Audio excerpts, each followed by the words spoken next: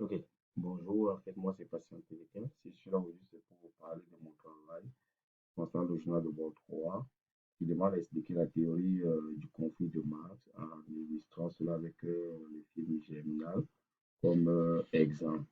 En effet, ici, selon la théorie du conflit, s'explique surtout par les conflits entre les classes sociales qui sont engendrés par les inégalités entre les classes. Ici, Marx Ici est un philosophe, en même temps économiste et historien allemand du 19e siècle. C'est le père fondateur même du marxisme.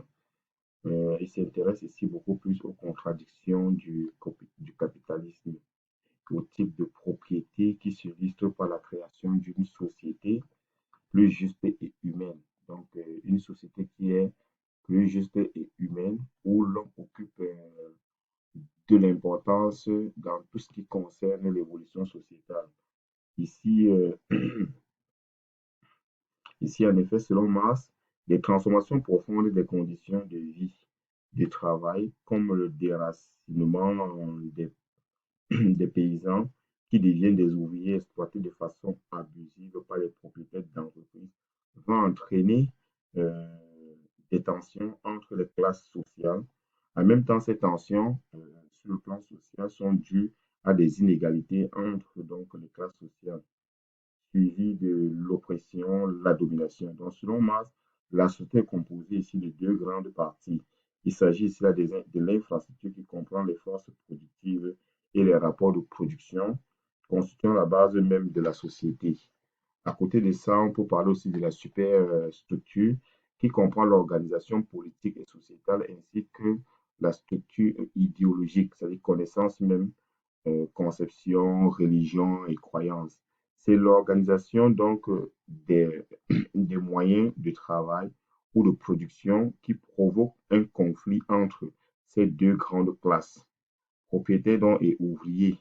Ceci peut s'illustrer dans le film Germinal, où dans le film, on voit les conditions de travail précaires avec des salaires misérables, conditions de logement aussi misérables, le mauvais traitement aussi, qui conduit donc à se révolter. Donc, on demande des discussions avec ici, on amène donc les employés à se révolter, aller jusqu'à demander même à gréver et à demander un peu des discussions avec le propriétaire au vu de pouvoir, des propriétaires d'entreprise au vu de pouvoir voir comment est-ce qu'il faut faire pour augmenter peut-être augmenter ici là leur salaire et suivi même ici là des grèves qui s'en suivront ici d'un soulèvement donc sociétal. Donc, ça, c'est un peu la manière donc, de Marx d'expliquer ce concept-là. Marx ici appuie ses idées avec le matérialisme historique selon laquelle la vie matérielle euh, et les conditions économiques façonnent la vie sociale, politique et culturelle. Exemple dans le fil germinal, la classe ouvrière vivait dans des conditions sociales précaires et on voit ici des efforts. On voyait par exemple, on voyait des enfants ici qui étaient envoyés en mariage pour des besoins financiers, l'instrumentalisation, l'utilisation de la main-d'œuvre infantile dans les mines, l'utilisation du matériel aussi inadéquate dans le travail, suivi des accidents. Tout ceci vont amener beaucoup plus cette classe sociale-là, ouvrière, à penser à une grève et pour finir à se révolter. Donc, le bouleversement social aura donc un impact sur la société et pour finir, l'existence même du mot, accompagné vraiment par l'existence du mot, donc grève. Donc, voilà un peu en quelque sorte ce qu'on peut donc parler du marxisme ici, en fait, de Karl Marx en ce qui concerne sa théorie du conflit. Donc, pour Marx ici, une société, c'est une société plus juste et humaine lorsqu'elle met ici lorsqu'elle met ici au centre la qualité de besoin, c'est-à-dire que le besoin sur le plan sécuritaire, sur le plan de la qualité des méthodes de travail, ici dans une sécurité un peu plus confortable de l'être humain. Sinon, c'est toutes ces inégalités-là qui vont donc engendrer dans ce qu'on appelle dans la société des conflits de société.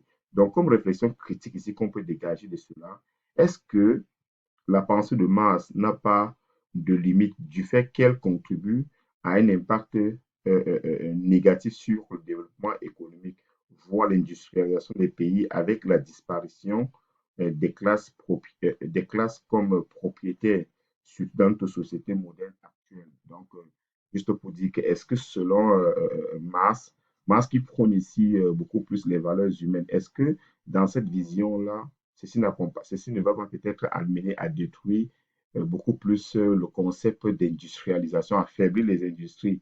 Parce qu'on va voir qu'il est comme ça, les personnes qui sont capables de créer les industries n'en seront plus donc capables à le faire parce que il y a un peu la protection beaucoup plus sociétale qui est là.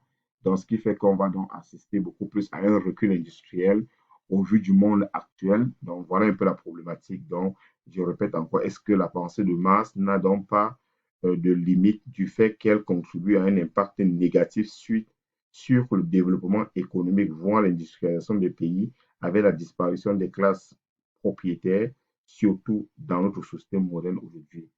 Cela, merci. Et je reste à l'écoute.